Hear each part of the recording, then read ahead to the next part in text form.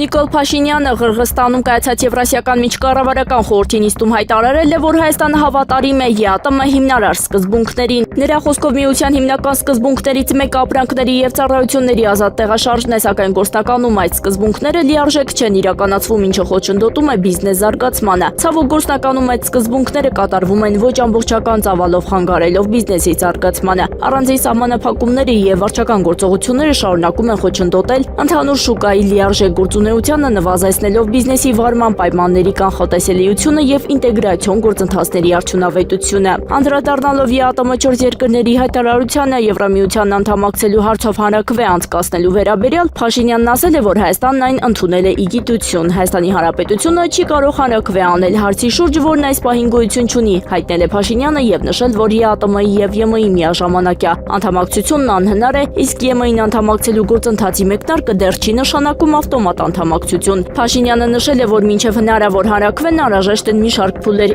ինստիտուցիոնալ փոփոխություններ, ԵՄ-ին պաշտոնական դիմում և թեկնածուի կարգավիճակի ստացում։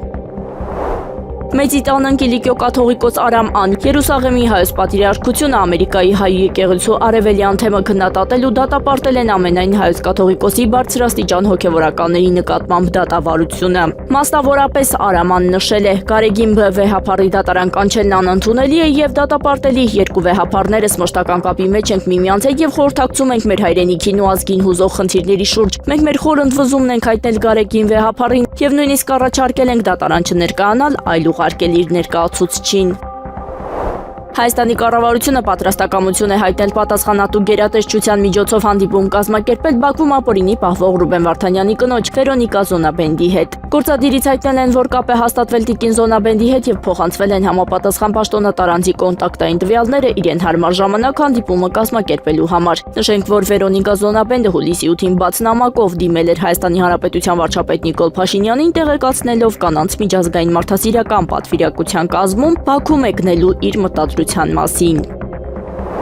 Օգոստոսի 5-ին Նայրոբիում Հայաստանի արտաքին գործերի նախարարի տեղակալ Ռոբերտ Աբիսողոմոնյանը մասնակցել և հիմնական ելույթով հանդես է եկել ընթացիկ տարվա հոկտեմբերին Երևանում կայանալիք ՄԱԿ-ի կենսաբազմազանության մասին կոնվենցիայի կողմերի 17-րդ համաժողովին նվիրված բարձրաստիճան ճեպազրույցին։ Իր ելույթում արտաքին գործերի նախարարի տեղակալը ներկայացրել է COP17-ին ընդառաջ իրականացվող նախապատրաստական աշխատանքների ընթացքը, ինչպես նաև Հայաստանի նախագահության առաջնահերթություններն ու տեսլականը։ Ռոբերտ Աբիսողոմոնյանն անդրադարձել է Նայրոբիում անցկացվող կենսաբազմազանության մասին կոնվենցիայի օժանդակ մարմինների նիստերի շրջանակներում ընթացող քննարկումներին, ընդգծելով դրանց կարևորությունը COP17-ի ընթացքում արդյունավետ և կառուցողական բանակցությունների ապահովման համար։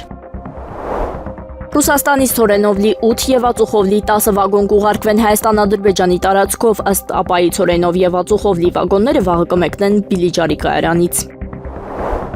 Հայաստանի Եվրամիության անդամակցելու գործընթացը կնշանակի Եվրասիական տնտեսական միությունում համագործակցության հիմքում ընկած սկզբունքների խախտում։ Այս մասին հայտարարել է Ռուսաստանի Դաշնության դաշնային խորհրդի նախագահ Վալենտինա Մատվիենկոն։ Ինչպես հայտնում է Դաշնության խորհրդի մամուլի ծառայությունը, օգոստոսի 6-ին Մատվիենկոն հեռախոսազրույց է ունեցել Հայաստանի ազգային ժողովի նախագահ Ռուբեն Ռուբինյանի հետ։ Նա նշել է, որ Ռուսաստանը Հայաստանի համար կործանարար է համարում Եվրամիության անդամակցելու կուրսը։ Բացի այդ, Դաշնության խորհրդի նախագահը նշել է, որ Ռուսաստանը ստիպված կլինի իր զբոսաշրջիկներին խորհուրդ տալ չայցելել Հայաստան, եթե շարունակվեն երրորդ երկրների հարցումներով Ռուսաստանի Դաշնության քաղաքացիների պարբերական ձերբակալությունները։ Նման գործելավոճի շարունակականության դեպքում Ռուսաստանը ստիպված կլինի իր զբոսաշրջիկներին խորհուրդ տալ չայցելել Հանրապետություն, ասվում է Դաշնության խորհրդի մամուլի ծառայության հաղորդագրությունում։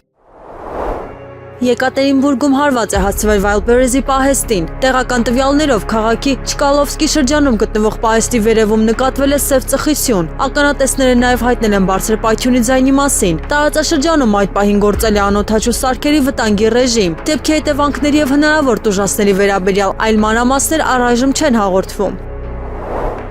Թրամփը հայտարարել է ռուս-ուկրաինական հակամարտության կարգավորման ուղղությամբ առաջընթաց է գրանցվել։ Նա նշել է, Միացյալ Նահանգները շարունակում է աշխատել Ռուսաստանի և Ուկրաինայի միջև հակամարտության կարգավորման ուղղությամբ։ Թրամփի խոսքով ինքը նախկինում կարգավորել է 8 պատերազմ և կարծում էր, որ այս հակամարտությունը դրանցից ամենահեշտը կլինի, սակայն նրա գնահատմամբ այն դարձել է ամենաբարդը։ Միաժամանակ ԱՄՆ նախագահը չի մանրամասնել, թե հատկապես ինչ առաջընթացի մասին է խոսքը։ Իրանի խորհրդանի խոսնակ Մոհամմադ Բաղեր Ղալիբաֆը ԱՄՆ-ի հայտարարություններն անվանել է թատերական դիվանագիտություն։ Նրա խոսքով Վաշինգտոնի կողմից զանգվածային հարձակման սպառնալիքների եւ բանակցությունների մասին հայտարարությունների կրկնությունը չի կարող արդյունավետ ռազմավարություն համարվել։ Ղալիբաֆը հայտարարել է խախտված խոստումները եւ կեղծ լուրերը որպես ճնշման գործիք օգտագործելը ձախողված մոտեցում է։ Նա ԱՄՆ-ին կոչ է արել ճանաչել փաստերը եւ կատարել իր ստանձնասպարտավորությունները։ Իրանի խորհրդանի խոսնակը ընդգծել է, Թեհրանը չի ցանկանում տեսնել նոր թատրոն։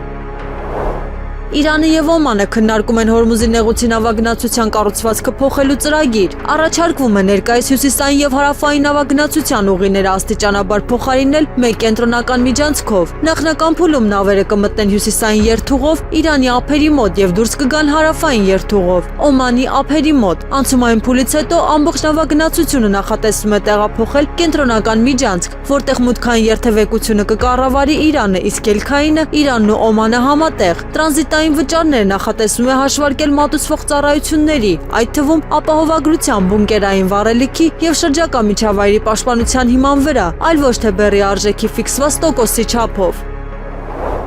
Հետազոտողը առաջարկել է լայնածավալ ինժեներական նախագիծ, որը տեսականորեն կարող է պահպանել կյանքը երկրի վրա նույնիսկ արեգակի, կարմիր հսկայի վերածվելուց հետո։ Աշխատության համաձայն մոտ 1 միլիարդ տարի անց արեգակը կսկսի ընդարձակվել, իսկ երկրի օվկիանոսներն ու մթնոլորտը կվերանան, ընդ որում մոլորակը կարող է կլանվել աստղի կողմից։ Առաջարկում է կառուցել հսկայական վահան, որը երկիրը կպաշտպանի արեգակի ճառագայթումից, իսկ էներգիայի աղբյուր կդառնա Յուպիտերի խոր մթնոլորտում տեղակայված ջերմամիջուկային ռեակտորները։ Գիտնականը նաև առաջարկում է մասնիկների հիմքով գրավիտացիոն մանևրի միջոցով աստիճանաբար հեռացնել երկիրը արեգակից եւ պահպանել նրա երկրաբանական ակտիվությունը միջուկ հասցվող փոքր քանակի հակամատերիայի միջոցով։ Հեղինակի գնահատմամբ այս մոտեցումը տեսականորեն կարող է երկրի վրա կյանքի համար պիտանի պայմանները պահպանել եւս մոտ 9.1 կվադրիլիոն տարի։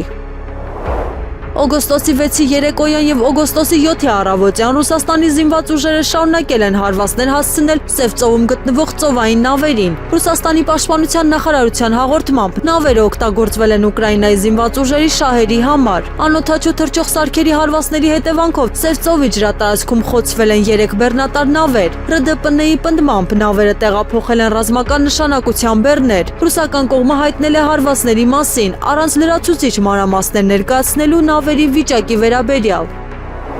Եմենում լեգիտիմության վերականգնման նպատակով Սաուդյան Արաբիայի գլխավորած կոալիցիան հայտարարել է հութիների հարձակման մասին։ Հարավային սահմանամերձ Նաջրան շրջանում ըստ կոալիցիայի վիրավորվել է 11 խաղաղ բնակիչ։ Վիրավորների թվում են Սաուդյան Արաբիայի 7 քաղաքացի, Եմենի 1 քաղաքացի, 2 եգիպտացի եւ Պակիստանի 1 քաղաքացի։ Միևնույն ժամանակ տեղական աղբյուրները հայտնել են, հարձակումների հետևանքով զոհվել է առնվազն 58 զինվոր։ Նույն աղբյուրների տվյալներով տասնյակ մարդիկ նույնպես վիրավորվել են։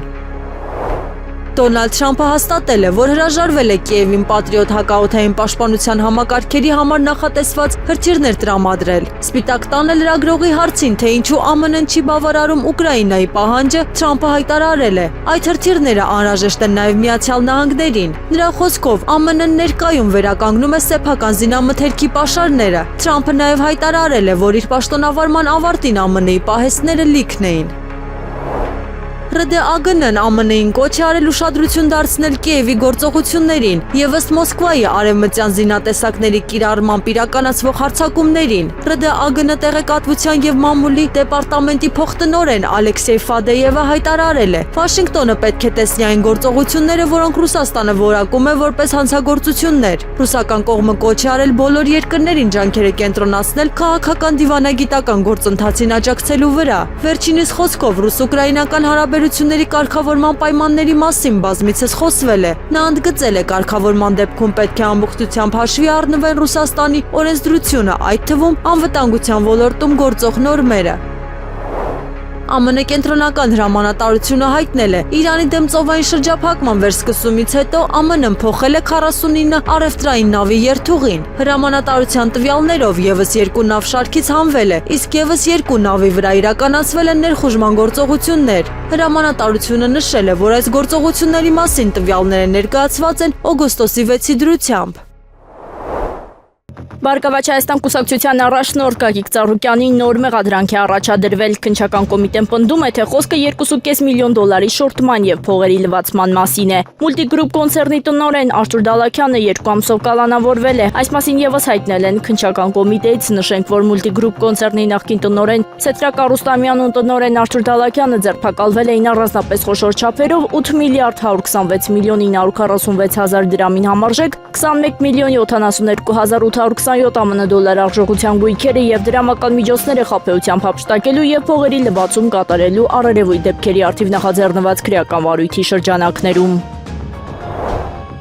Ուժեղ Հայաստանի առաջնորդ Սամվել Կարապետյանն անդրադարձել է սահմանների վերաբերյալ իշխանությունների դիրքորոշմանը, հայտարարելով, որ քարտեզների միջև եղած տարբերությունը միայն դրանով չի սահմանափակվում։ Իրենք չեն կարողանում նույնիսկ հաստատել այն քարտեզը, որը նախընտրական շրջանում իրենց կրծքին նույնիսկ գլխին էին կրում։ Հայաստանի իրական սահմաններն են։ Մենք այսօր ունենք օկուպացված տարածքներ եւ նախ պետք է կարողանան այդ տարածքները հետ բերել։ Եթե չեն կարող, ապա թող զիջեն իշխանությունը, մենք կգնանք ու հետ կբերենք։ Ինչպես ասել էի նախընտրական շրջանում քարտեզը կրծքին կամ սրտին կրելը բավարար չէ։ Եթե նույնիսկ չգիտեն դրա պատասխանը, պատգամավորներին չեմ մեղադրում, նրանք կատարում են իրենց հանձնարարությունները, բայց լավ կլինի միանան մեզ եւ միասին պայքարենք մեր տարածքները հետ բերելու համար, ասել է Սամվել Կարապետյանը։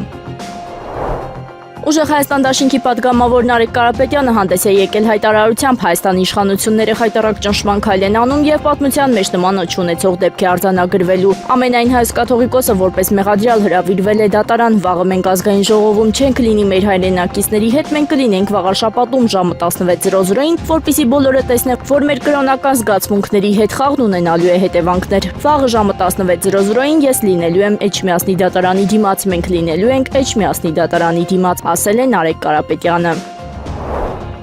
Հայաստան խմբակցության պատգամավոր Աննա Գրիգորյանը եւս հայտարարել է, որ իրենց խմբակցությունի եւս վաղը կմասնակցի ինչպես ազգային ժողովի նիստին, այնպես էլ ամենայն հայոց կաթողիկոս Գարեգին Բ-ի եւ մյուս բարձրաստիճան հոգեվորականների դատական նիստին։ Իրականում աննախադեպ եւ ողբերգական իրավիճակ է։ Հայաստան խմբակցությունը եւս մասնակցելու է դատավարությանը։ Առավոտյան կգանք ազգային ժողով, կապահովենք նիստի շարունակականությունը հաշվի առնելով, որ օրակարգում ընդդիմության թեկնածուի ընտրության հարցն է։ Այնուհետև կմեկնենք դատարան մասնակցելու դատական նիստին, ասել է Աննա Գրիգորյանը։ Անդրադառնալով հնարավորությանը, որ ազգային ժողովի նիստը կարող է երկարել եւ խոչընդոտել դատարան մեկնելուն, պատգամավորը նշել է, որ ելույթների գրանցումը դեռ ավարտված չէ եւ հետագա քայլերը կորոշեն ըստ իրավիճակի։